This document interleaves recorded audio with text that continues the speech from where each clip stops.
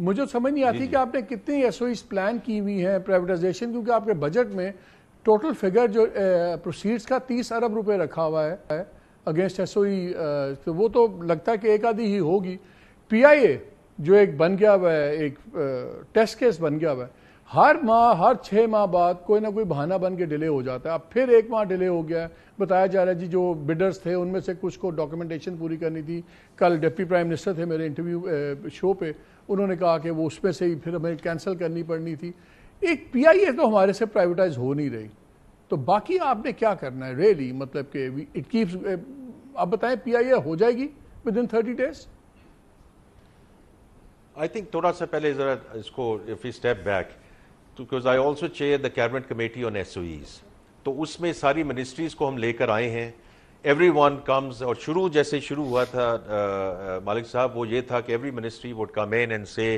کہ یہ بھی اسٹریٹجک ایس او ای ہے، یہ بھی اسینشل ایس او ای ہے۔ Then between the Prime Minister and the Cabinet we are very clear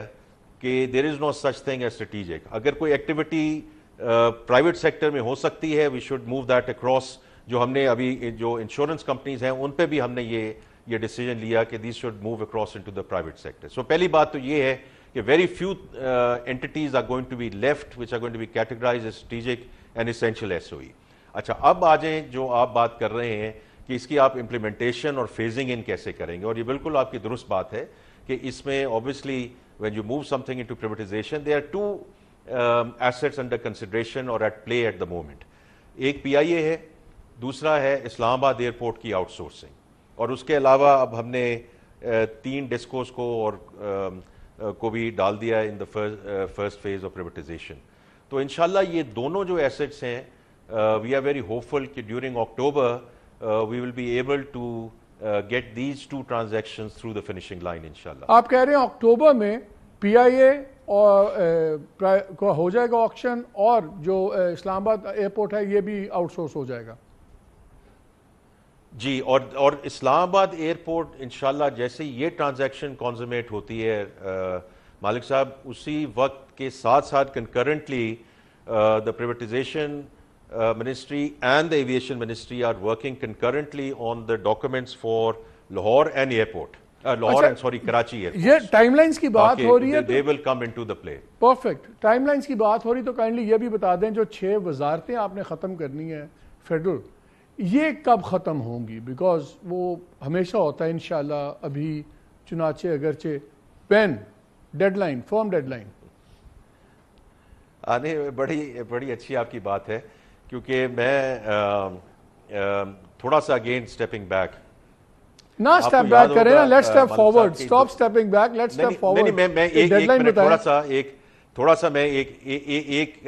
تھوڑا سا ایک نقطہ آپ کو بتا دوں، ڈیٹا پوائنٹ، کہ 2019 میں بھی یہ پورا ایک ریفارم پیکیج، اور یہ پیکیج جو ہے ڈاکٹر ارشد صاحب نے ہی actually did a fantastic job in terms of the analysis and ایوری تھنگ، اور میں ان کے ساتھ ان ٹچ بھی ہوں on this, but it never saw the light of the day. اس کی وجہ یہ ہے کہ جو کل بھی پرسوں میں نے بات کی کہ وی آر میکنگ اٹ کہ اس کو ہم اس طرح لے کے چلیں کہ 6 منسٹریز کی ہم نے بات کی، اس میں سے ایک کو abolish کا ڈیسیجن ہوا کیبنٹ سے،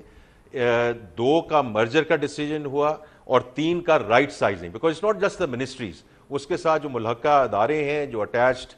ڈپارٹمنٹس ہیں، اور ہم کر یہ رہے ہیں کہ 6 منسٹریز کی بات ہوئی، اس کے کیبنٹ میں ڈیسیجن ہوا، then we are now working on their implementation plan and now we are working on the next 5 ministries۔ So تاکہ ہم during this fiscal year، کیونکہ آپ نے میرے سے بات پوچھی ہے، ٹائم فریم یہ ہے جی کہ during this fiscal year sir by June 30th 2025 انشاءاللہ you will see کہ جو منسٹریز اور ڈپارٹمنٹس ڈیوالو ہونے ہیں، کیونکہ ہم پہلے بھی بات کر رہے تھے، آپ کی بات بالکل درست ہے، منسٹری آف ہیلتھ رائٹ، تو اگر اس میں ڈریپ ہے، یہ ایک ایسا ریگولیٹری ادارہ ہے جو ویکسینیشنز ہیں فار انسٹنس، اور جو یہ انفیکشس ڈیزیزز ہیں، ایم پاکس ٹھیک ہے، دیٹ میک سینس۔ تو آپ کہہ رہے ہیں کہ جون 2025 سے پہلے یہ سارا پروسیس کمپلیٹ ہو جائے گا؟ جی ٹھیک ہے نا۔